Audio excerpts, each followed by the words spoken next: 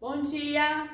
Bom, se a gente quisesse e pudesse fazer um ser vivo, ou seja, fabricar uma célula, bom, quais são os elementos químicos que eu utilizaria? Quais átomos que fabricaria tudo isso?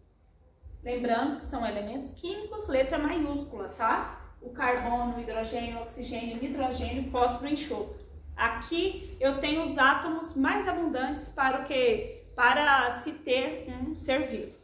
Bom, a combinação desses átomos vão formar compostos, tanto orgânicos quanto inorgânicos. Vamos começar a estudar os compostos inorgânicos. Quais são eles?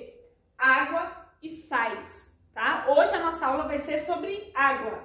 Bom, pessoal, água. Nossa, professora, a água tá. A água faz parte dos seres vivos, né? Todo ser vivo tem água e tal. Isso não basta, pessoal. Vamos estudar as características dela.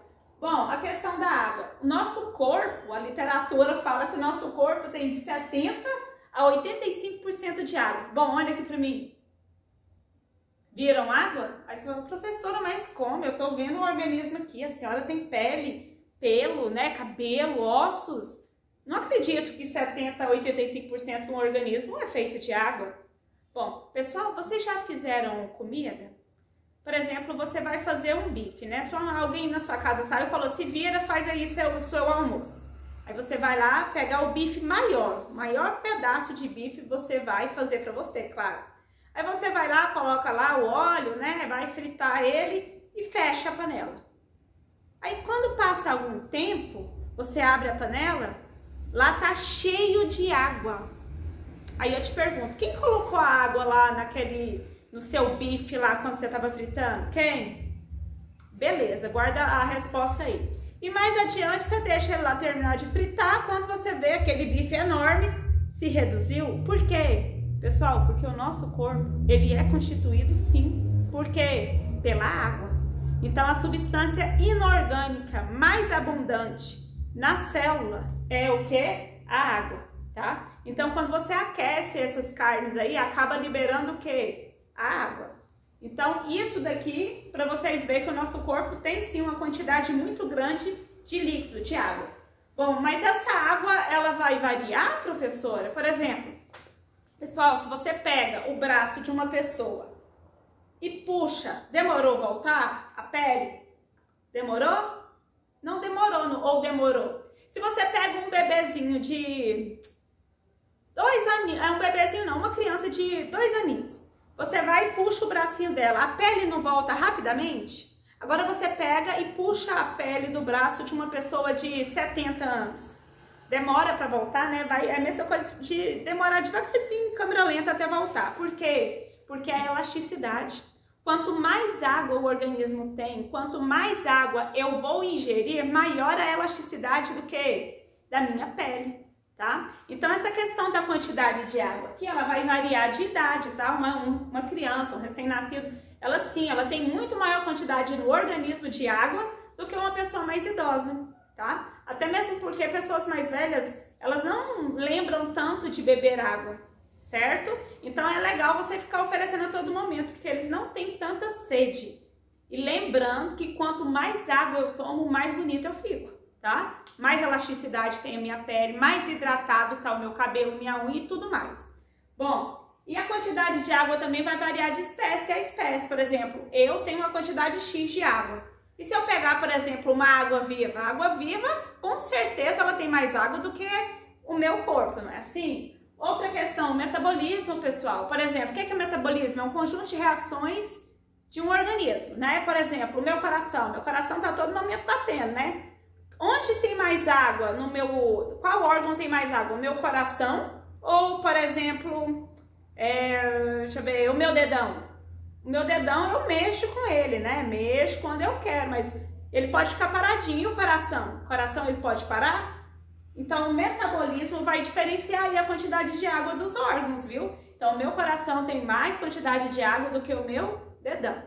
Bom, pessoal, o que mais? Eu vi um desenho aqui, isso daqui, pessoal, é um desenho assim, tridimensional da molécula de água, tá? Que a gente fala que é H2, ó, aqui eu tenho o oxigênio, certo?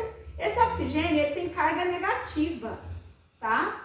E o hidrogênio hidrogênio, eles vão ter carga o quê? Positiva. Quando uma substância tem carga positiva, negativa, quando essa molécula possui essas cargas, eu chamo essa substância de substância polar. Ai, por que polar, professora? Lembra lá da pilha, polo positivo e negativo.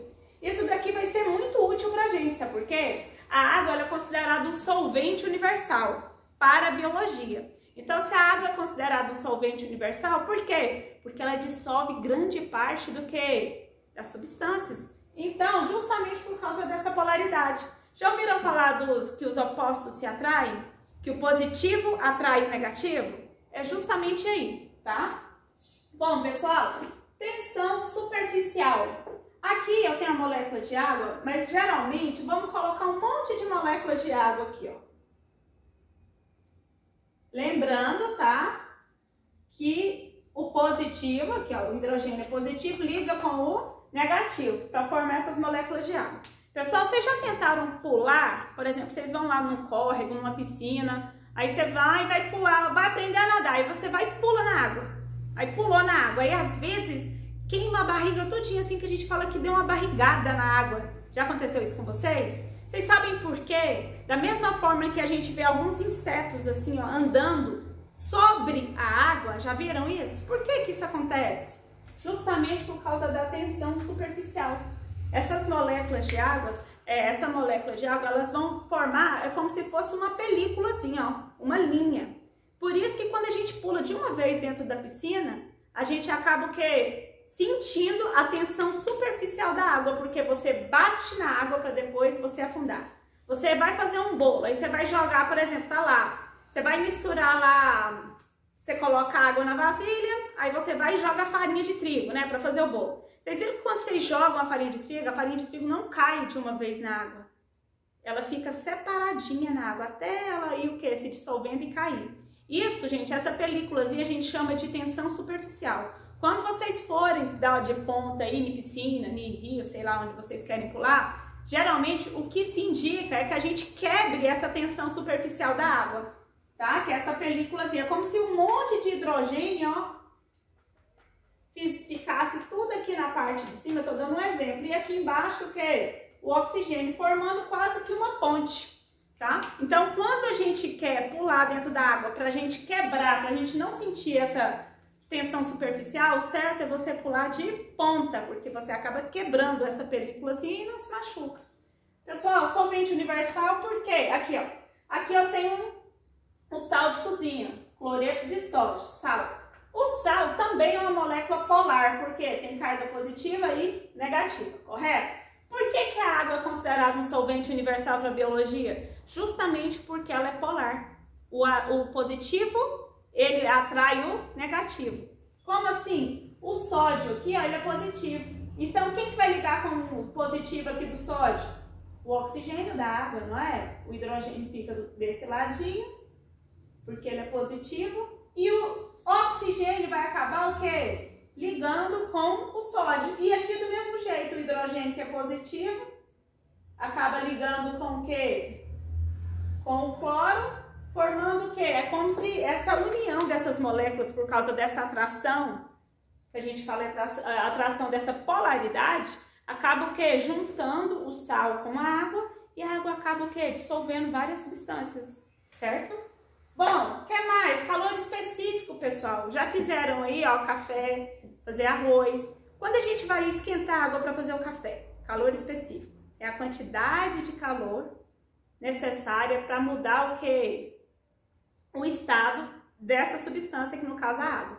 Quando você vai lá, coloca a água lá para esquentar, junto, lógico que você coloca a água numa panela de alumínio, liga lá o fogão, aí começou a esquentar. Se você põe a mão no alumínio, ele vai estar muito quente, bem mais rápido, ele absorve calor mais rápido, não é? E se você coloca o dedo lá na água, ela não está tão quente, justamente porque a água, ela precisa de um calor, ela tem um calor específico muito grande, ela tem que receber muito calor para ela o que? Se aquecer, ou muito o que? Refrigerar bastante para ela conseguir o que? Ficar gelada, no caso, virar um cubinho de gelo, por exemplo.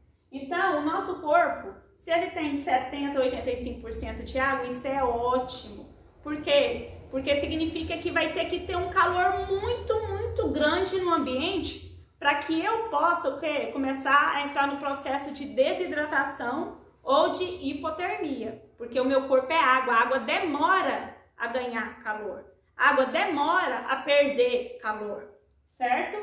E a fotossíntese, pessoal, esse ar, esse oxigênio que a gente respira aí, ó, não é o oxigênio do carbono aqui não, a gente já aprendeu isso na aula passada. Não é esse dióxido de carbono que é separado e no final liberado o oxigênio, não. Esse oxigênio que a gente respira é graças ao quê? Ao da água. Aqui, ó, esse oxigênio que a gente respira é graças à água, tá?